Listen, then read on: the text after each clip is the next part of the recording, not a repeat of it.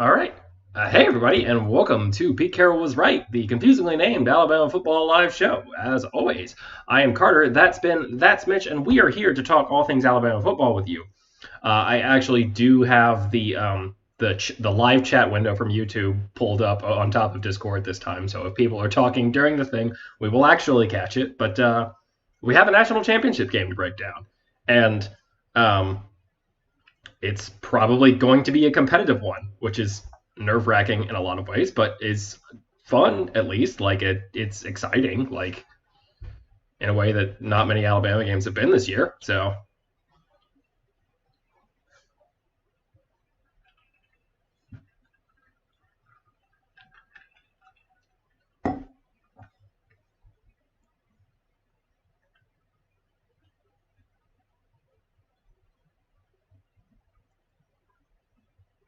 it's something like that. And they're favored by a similar margin in SP Plus, so it would be a similar win percentage.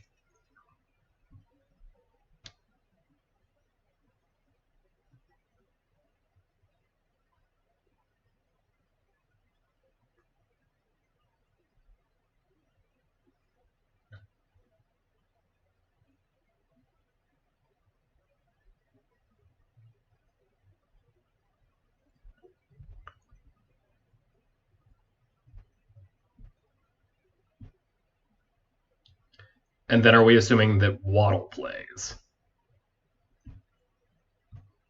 Okay. Uh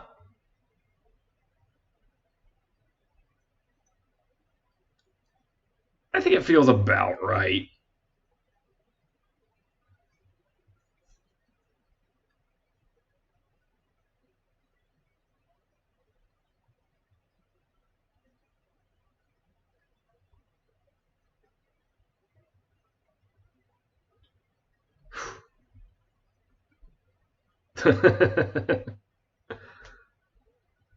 Yeah.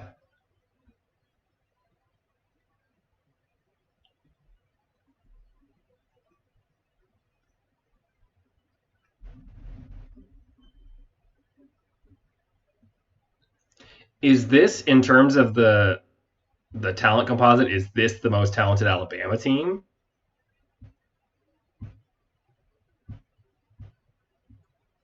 I could see that.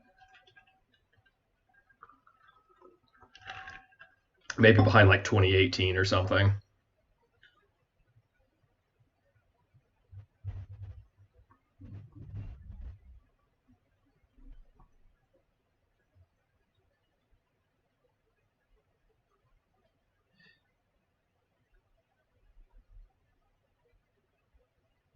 Yeah.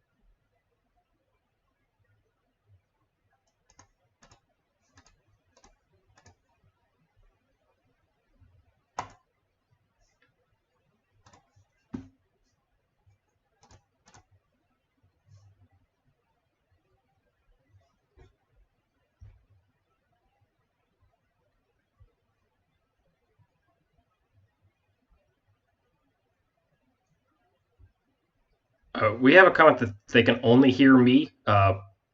Ryan, if you are still watching, is that still true? It's kind of unfortunate.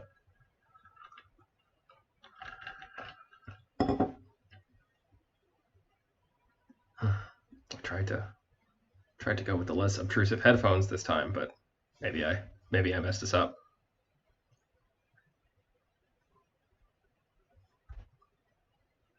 Okay, so this is great. Great production. Let me go switch out headphones.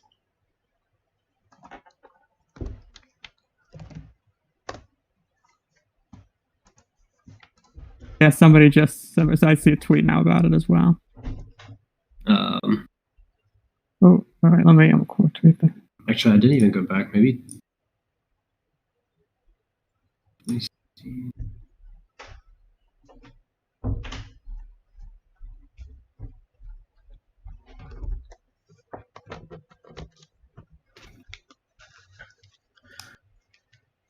Okay. Can you hear me? Testing. I think this works. So we will continue on. All right. The gist of the conversation was that this is probably the most talented team Alabama has ever faced. So, yeah. And most of that is because it's the most talented team Alabama's ever faced, and I'd venture to say it might be the best offense Alabama's ever faced, with a caveat. Better than last year's LSU team. Maybe. Well, yeah, that's the only one that I think is competitive. I'll put it this way: I would rather face this Ohio State team than last year's LSU team, or the offenses. Oh, just the offenses, okay. Just the offenses, yes. Because that was your point, right, Mitch? You said that maybe this is the best offense Alabama's ever faced. Yeah. I'd probably just rather face this Ohio State team in general, but even focusing specifically on the offenses, I'd rather face. I'd rather face this Ohio State team, but this Ohio State team is amazing offensively. And so I guess the first question, because Mitch, you had brought this up before about who's going to play for Ohio State. So what do we know about that? Actually, maybe even before we get there, is the game going to be played on Monday? It sounds like not that we will know apparently by tomorrow if the game. Apparently the cutoff date is tomorrow on making a decision. Okay, is that publicly? Is that some inside information, or is that publicly available? It's okay. None of your bosses are watching. Spill state secrets. I was not told I couldn't share that, but. Okay, well, we're breaking that news here. If Mickey Mouse's Death Squad's bust into Mitch's room mid-recording, we'll. God, we really should have advertised that we were going to break some news about deadlines for when they had to cancel it. I didn't know that. I didn't know that wasn't public knowledge. I figured. Okay. Carter, had you heard that? No. Okay. But there haven't been any additional reports about it really looks like the game is in danger or anything like that. And Gene Smith said that yesterday was a good day, right, for them COVID-wise? Yeah, something like that. Okay. But so, by all rumors, their defensive line is the position group that is sort of in danger, which sucks on the one hand because, that is a matchup that is going to determine this game, I think, in a lot of ways. And it sucks to have the most important game of the season materially affected by something like that. But if you're Alabama, it really improves your outlook, I think, because I think, we can get into this more later, but I think the matchup all of us are most worried about is the interior defensive line of Ohio State versus the interior offensive line for Alabama.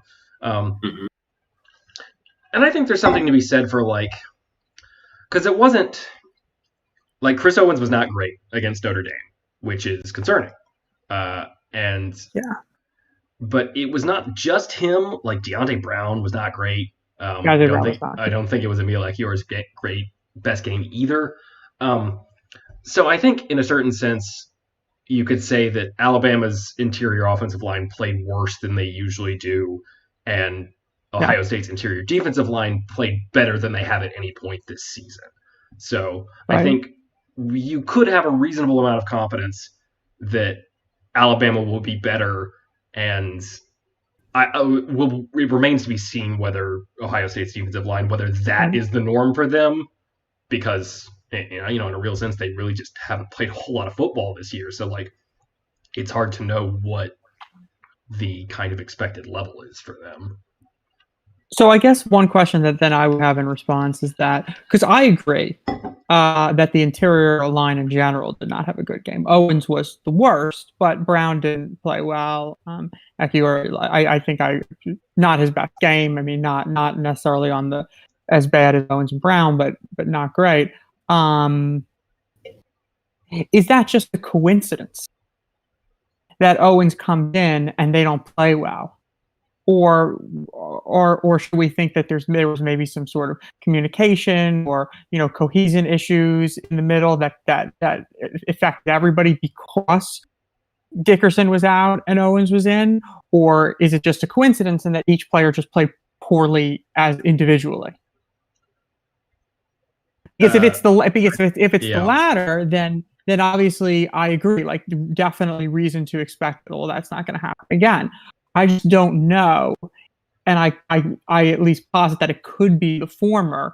In which case, I'm not as certain that there's going to be substantial improvement. Right. The boring lawyerly answer is that I think that's something we really can't know from outside the building. But we definitely can't rule out that it's, kind of a chain effect of having Owens in there. Right. But yeah, that's Mitch, something that's hard. How did you feel about how? Right. I mean, Mitch, how did you feel about how they played and how that looks going forward? Yeah, I was concerned. I voiced this last week. My concern was more about the cohesive element of losing Dickerson than I was necessarily the blocking. At least in one regard, there weren't any bad snaps, and like they didn't actually, which maybe we were probably going to expect that because he and Matt could work together. But whatever, and I kind of agree with Carter, or the more lawyerly answer that I have. Like, I don't have any idea what the actual issue was, but I can't imagine that the issue gets worse.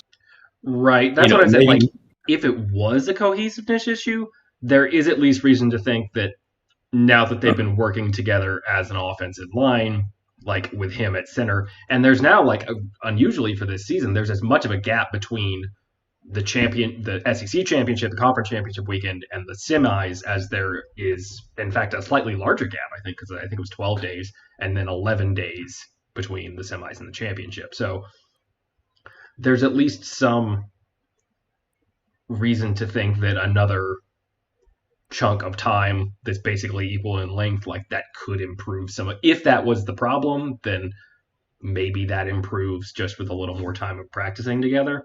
But I don't know. Really kind of impossible to say.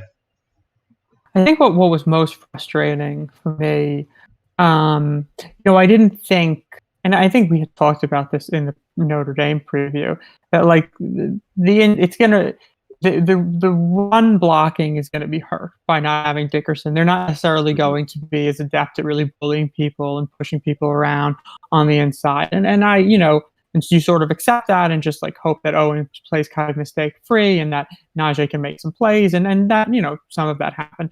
I think what was concerning to me in a predictive sense is that is the pass blocking.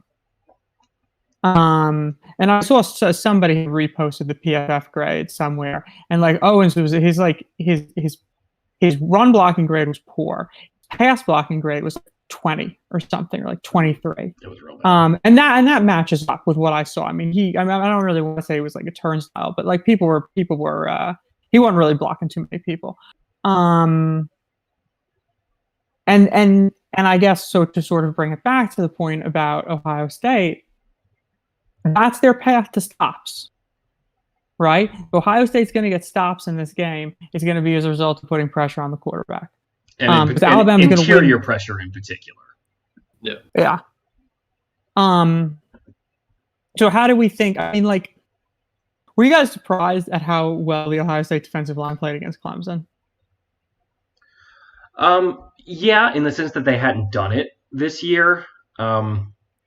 It did feel like, in a certain sense, that Clemson had this coming, because I think we, Ben, you were tweeting some stuff about the game a couple of days ago, and I pointed out in the conversation that, like, the one of the areas in which because Clemson is on that level of like Florida and LSU and a couple other teams in terms of raw talent. Like I think of it in terms of kind of tiers of the blue chip of Bud Elliott's blue chip ratio. That there's that because Alabama and Georgia and Ohio State are like 80+%, and then there's a whole nother tier of teams that's around 60, maybe to 65, and Clemson is kind of in that tier. And one of the areas in which they don't recruit at the same level as those top three is the offensive line. Like Carman is the only NFL player on that line. Like I don't know the other guys on that well. Maybe there's like a late round pick or something, but like Carman is the only like legit talent on that line, and they've schemed around that for a long time. But it felt like they were due for a game against a team like that where they just got kind of physically overmatched. And I mean that's not like it got kind of lost in the way that game went for Alabama defensively, especially. But sorry to the commenters, but we're talking about this game again. But like Quinnen Williams was like he was great against the interior offensive line